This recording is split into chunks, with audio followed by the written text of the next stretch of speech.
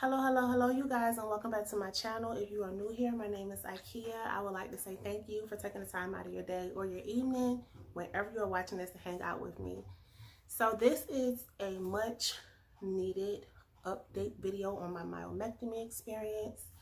For those who may not have seen that first video, I will just give a quick recap of what led to the myomectomy and where I am today. So I used to have excruciating pain, nonstop, all the time, Monday through Sunday, no days off, mainly focusing on my right side,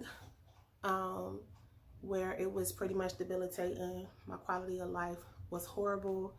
Sometime of June 2017, I decided that I could not take anymore, and I ended up going to my primary care physician, who then reached out to my OBGYN and was like, listen, she has fibroids, these have to be removed. So go back just a little bit more. The fibroids also caused me to have an early term miscarriage, early 2016. So in August of 2017, I finally had the procedure. I had an abdominal myomectomy, the bikini cut across, and I had 6 to 8, and I say 6 to 8 fibroids removed because 2 meshed into 1, which was causing the bulk of my pain. Excuse me. The 2 that meshed into 1 somehow embedded itself within my uterine wall.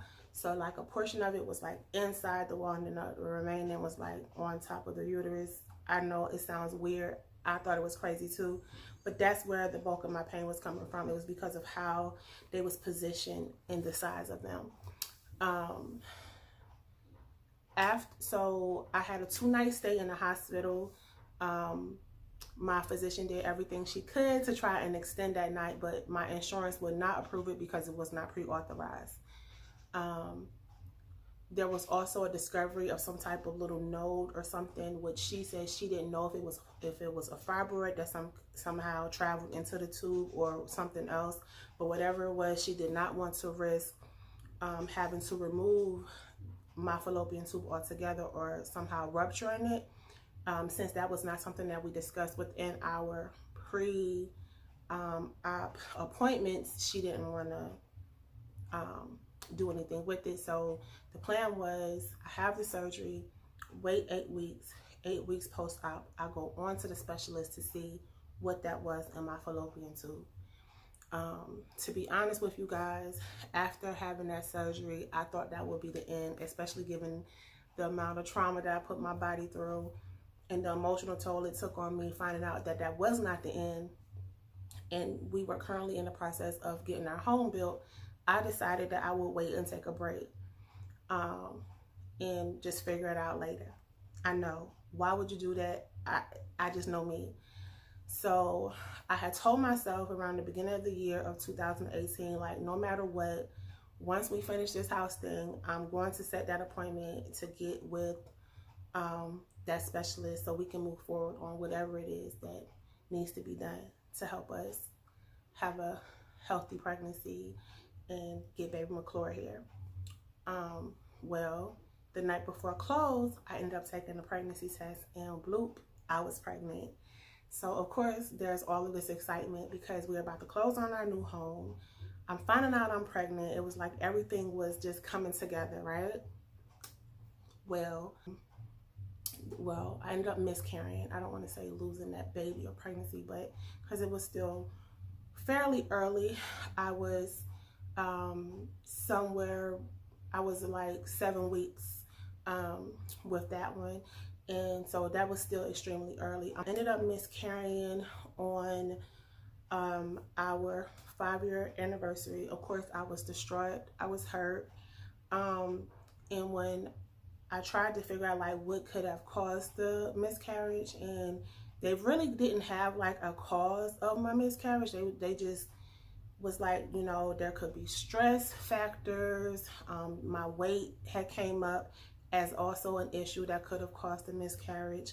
And granted, I was under an extreme amount of stress during that time. I had a lot going on with work, as well as us in the process of building our home. This was our first home, so there was a lot of stress. So I took, I'm trying my best not to get emotional.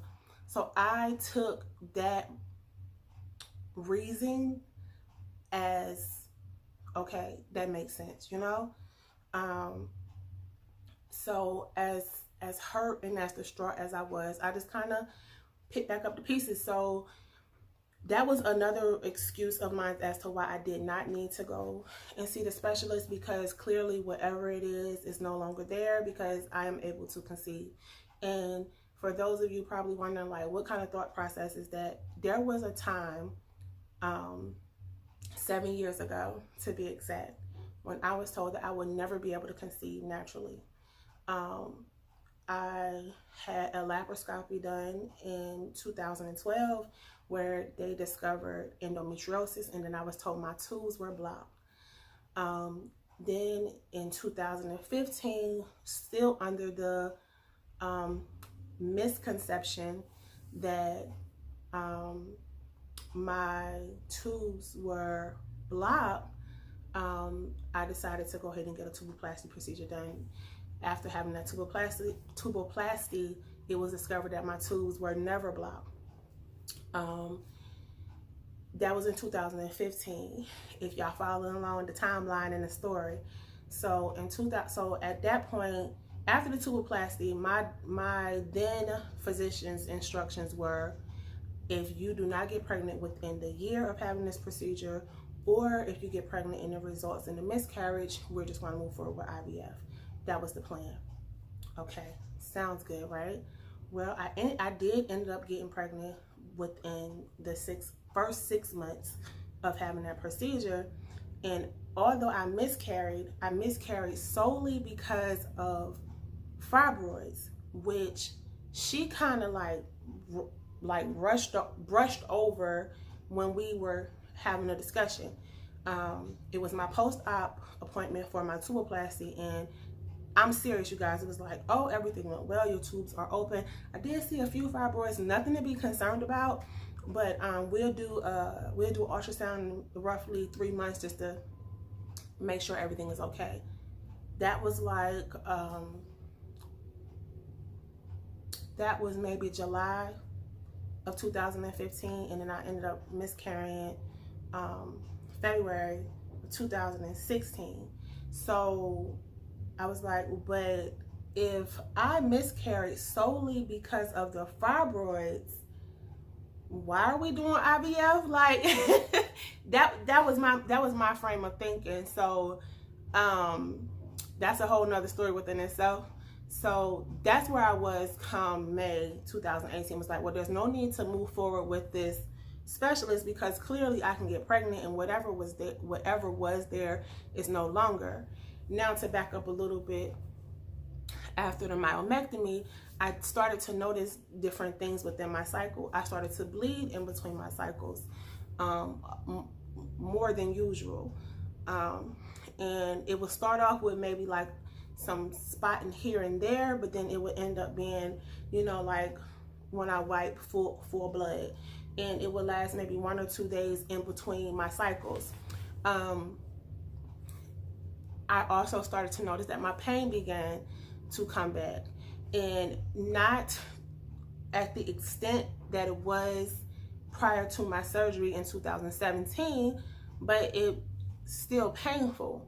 Although my cycles had decreased as far as the length and time and the level of pain.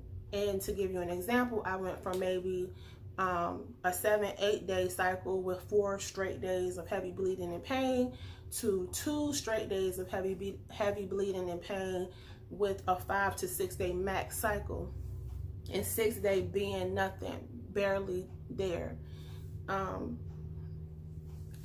So I noticed that this has picked up. I started to get a little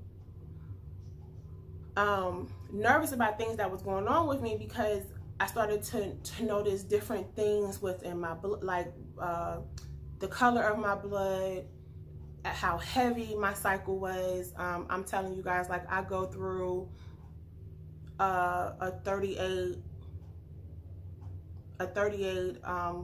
pack of pads in a week cycle, because I'm doubling up on the level 5, the overnight pads. I'm doubling up on those, and I am filling those up within 2 hours. It's to the point to where my husband is like, do I need to go buy another? Like, we are constantly purchasing pads. I have all different types and sizes because I go through them so frequently during that 5 or 6 day cycle, focusing mainly on those first 2 days being the hardest. So I decided just recently that I was going to go to the doctor, and my main reason for going to the doctor was to talk about my weight, because I do understand that I have gained a tremendous amount of weight, and it's not healthy for me or my unborn. So I was like, you know what? I'm going to go to the doctor. I'm going to get serious about my weight, and we'll just move on from there. Because what I failed to mention was, after I miscarried in May of 2018, I ended up miscarrying again October of 2018. That one was the hardest. That one was really, really hard for me to accept and to get past. And then at that point I decided, like, you know what, I don't want to try no more. I don't even want to point. After the miscarriage in October, I decided that I no longer wanted to try at all, because I was just so fearful of miscarrying again. That one took a huge toll on me, emotionally, and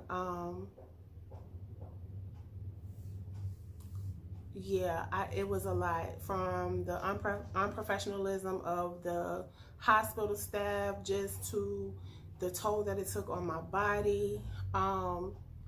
It was a lot going on with that one, and I was in a really bad headspace. And so at that point I was like, you know what, I told my husband, I don't even want to do this no more.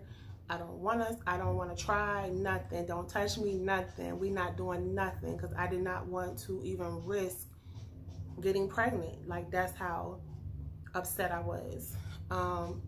And at that point I had decided that I no longer even wanted a child, because, you know, having to go through that back to back, like, the first time I miscarried in 2016, I had no idea what was going on with my body.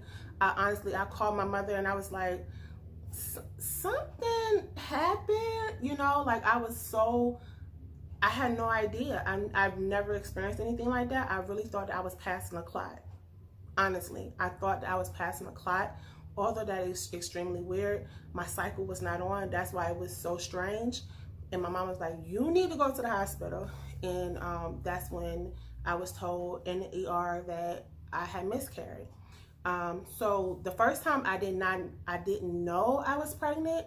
So I can't, I mean, was I sad and was I hurt? Absolutely, because it's like, you tried for so long to have something done, and then to, you know, you lose it. But I never knew that I was pregnant, so I did not go through those emotions where I was like, yeah, you know, I didn't go through any of that. I didn't get a chance to experience that, so it didn't really affect me that much. But I went through all of those emotions with seeing that positive pregnancy test and going to the doctor and getting ultrasound and all that. I went through all of that, and I had that experience, and then it was taken away from me. And so it's like, do I even want to try and get pregnant now? Because is this going to be my norm? Is this my normal? And I don't want that. I didn't want that. So I decided, you know, I'm gonna work on my health, mentally, physically. I'm gonna get myself together. And that was the purpose of my appointment 2 weeks ago when I went to the doctor. And just by talking with her, I have a new physician, very thorough, lovely lady, and she started jotting down all the stuff. She was like, okay, well, I'm gonna get you in for this. I literally went in there to talk about my nutrition. And long story short, she sent me off to ultrasound to have a transvaginal ultrasound, and it was discovered that I have fibroids again. And with this discovery, I just got the call Friday, and I have to go in and have another. I have to have another ultrasound because they have to, I guess, measure and see like the size and the locations of these ones.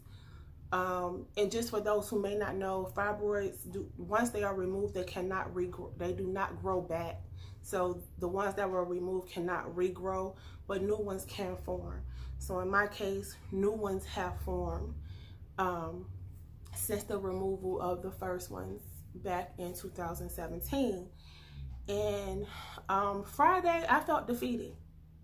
I remember calling my mom, and I was just in so much pain and agony. And, you know, I love my mom and my husband so much because they want what's best for me.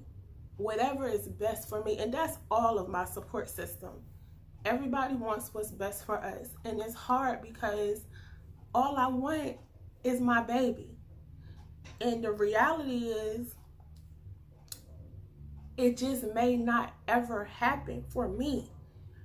And that's a very hard pill to swallow when you desire something so much. And the reality is, no matter what you do, you just may not ever get it. That's life. And I'm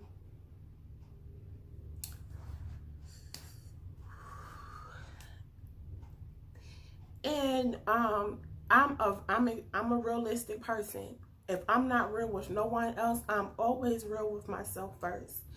And I have to tell myself, like, as hard as you want this, you have to accept the fact that it may not happen. And I know for those who are believers, we operate on a faith-based system, meaning no matter how hard things may get, our faith tells us that we will see it to the end. At the end of it, after all of the praying and the trusting and the believing, that we will reap the reward. And as much as I want to believe that, sometimes we have to be realistic, because that may not be God's plan.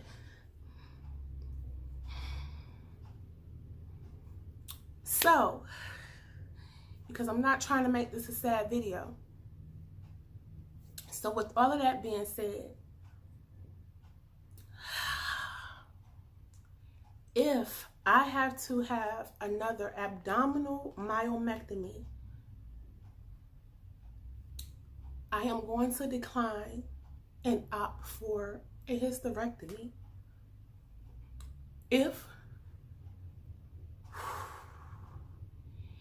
the plan is, if God's plan is for me to be a biological mother, meaning that I get pregnant and I'm able to carry my baby to term and bring baby McClure into this world, that to me would mean that they can find a less invasive way to remove these new fibroids.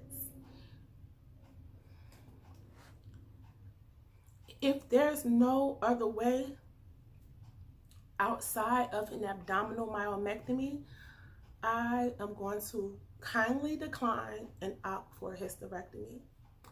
I do not want to put my body through any more trauma, and mentally I just can't do it again. So as hard as that, you know, at this point it's hard. It's extremely hard because, you know, I believe in Christ. I believe in God. And my faith tell me to keep fighting. But I can't, you guys. I can't. Like, I am defeated. Physically, mentally, spiritually. I'm crushed. And I know that I'm rambling. I'm pretty much continuously saying the same thing. And it's just because I really don't want to like be too emotional with this video. But that pretty much, I decided that if they cannot find a less invasive way to remove these fibroids, then I am going to request to have a hysterectomy done. I no longer want to put myself through any more, my body through any more trauma or turmoil, nor do I want to put my mental state. I don't want to jeopardize my mental state by having another miscarriage. So that's where I am. I hope that this video answered some of your questions. I'm sorry. Again, I have a tendency to kind of just ramble on, and I'm working on it. But again, if you have any questions, please feel free to hit a comment below. I'm here to answer them. And thank you so much for taking the time out of your day or your evening to hang out with me. As always, be humble, stay beautiful, be blessed, and I will see you in the next one. Bye, guys.